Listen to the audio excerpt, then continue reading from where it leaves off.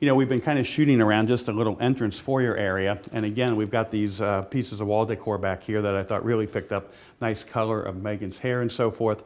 So I thought, well, we just do some really nice angular kinds of, 3/4 length poses of her against those pieces of wall decor.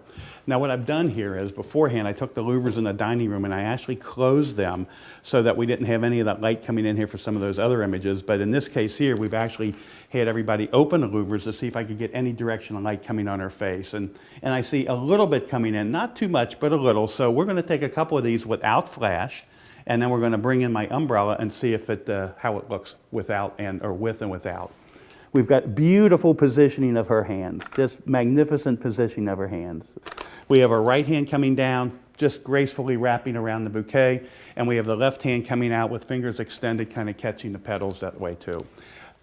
So back here again, I'm going to actually drop her in what I call the right quadrant of my bottom right quadrant of my viewfinder here. Imagine that your viewfinder is cut on a horizontal center and a vertical center. You'll have 4 quadrants. I think it works best when we try to put our subjects in one of those quadrants. And I think this is a pretty nice image we got coming in here.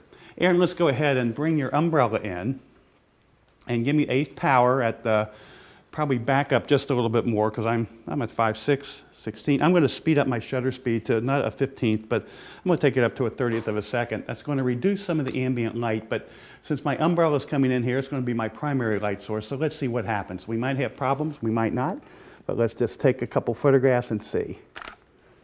It's awful pretty. Let's do another one here. And again.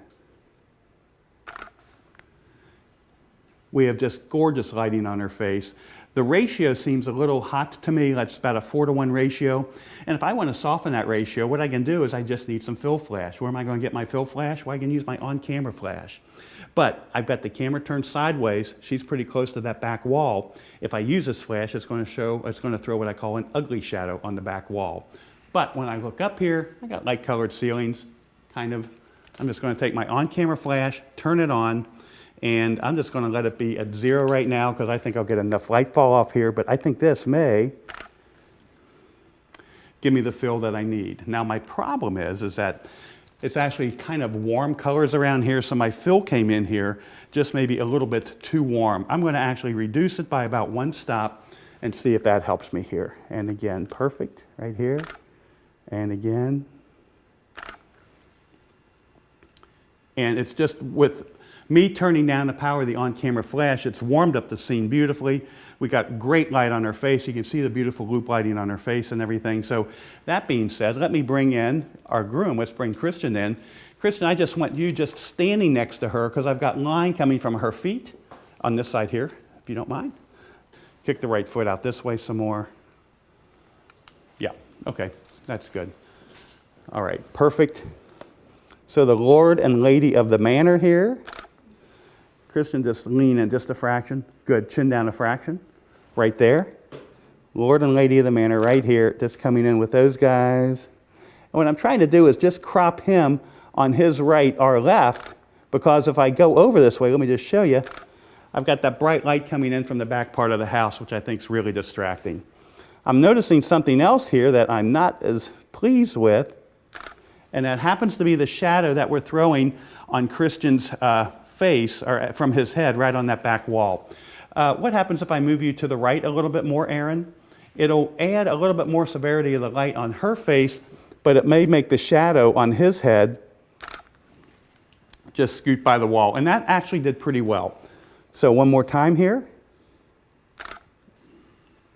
And I think that's working pretty well. He's split lit. She's going into a loop lighting pattern, a Rembrandt lighting pattern where the nose shadow connects with the cheek shadow. If you remember, we talked about that earlier in this video segment here.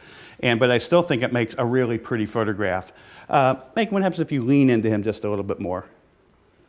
Now turn your head away from me a little bit more. And back to me again.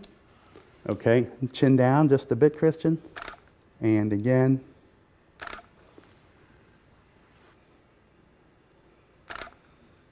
Okay, you guys can relax. So I think we got some cool things going on here in our composition. You saw how we just fussed with the light just a little bit. You saw how we kind of changed or kind of fixed some of our problems.